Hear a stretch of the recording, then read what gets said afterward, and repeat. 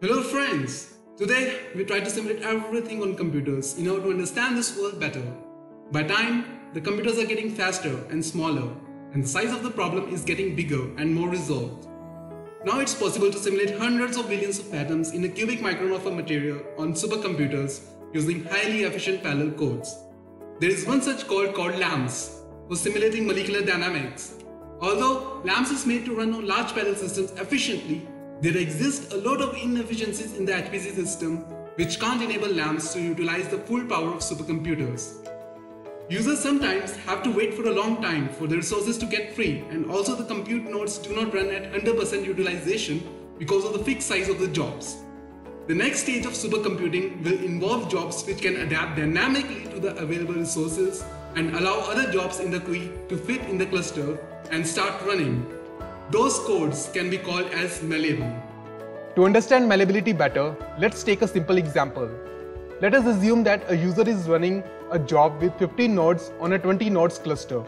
Suddenly, another user comes and submits his job requesting 10 nodes. But because only 5 nodes are available at this time, his job goes into the queue and has to wait for a long time until the job 1 finishes. This can lead to frustration in user 2 and also prevents the resources to run at maximum utilization. But if job 1 is malleable, then it can talk to the resource manager and dynamically shrink by 5 nodes, allowing job 2 to start running. Now both the jobs run simultaneously and also enables the resources to run at maximum utilization. When the job 2 finishes, it releases its resources and again make the cluster nodes to sit idle. But then again, the malleable job 1, which is constantly talking to the job scheduler, expands dynamically to all the available nodes and run with full capacity.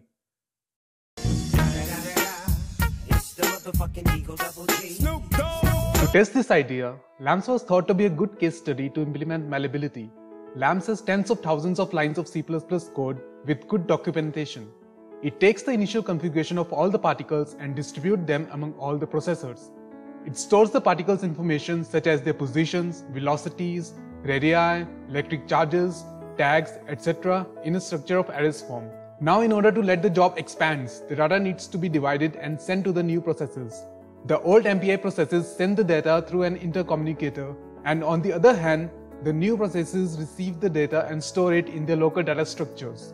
For this, a library called lib comes into play. This library enables to add malleability in a parallel code making minimum number of changes. It allows to add macros at reconfiguration points of the code, which are generally at the beginning of every iteration. This macro called reconfig uses user-defined functions to send and receive the data among old and new processes. Once lib is integrated with LAMMPS, it keeps on talking to Slurm workload manager about the status of the resources and other jobs in the queue. Slurm responds to the whether an action needs to be taken for an expansion or shrinkage of the job. If there is a resize action, then creates a new instance of LAMMPS in the new processes and kills the old processes after transferring the data. In this animation, we can see a LAMMPS simulation of atoms with a controlled expansion after every 50 iterations. The color of the atoms represents the processes to which they belong. Let's have a look at how dynamic reconfiguration compares with a checkpointing restart in LAMMPS. This graph shows timings for different job expansions with around 11 million atoms.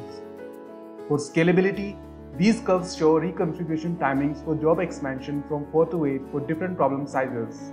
Another thing malleability can help to improve the performance is providing tolerance against failures of the compute nodes.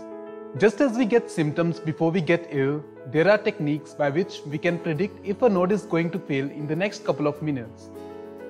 So if a node is going to fail, the application can write a checkpoint file on the disk and restarts again with the data. But checkpointing can take a lot of time and the application may not have sufficient time to write the data. But if the job is malleable, then the workload manager could ask the running application to shrink by one node on the fly, and thereby preventing it to restart again. Well, that was all about my Summer of HPC project. Thanks for watching.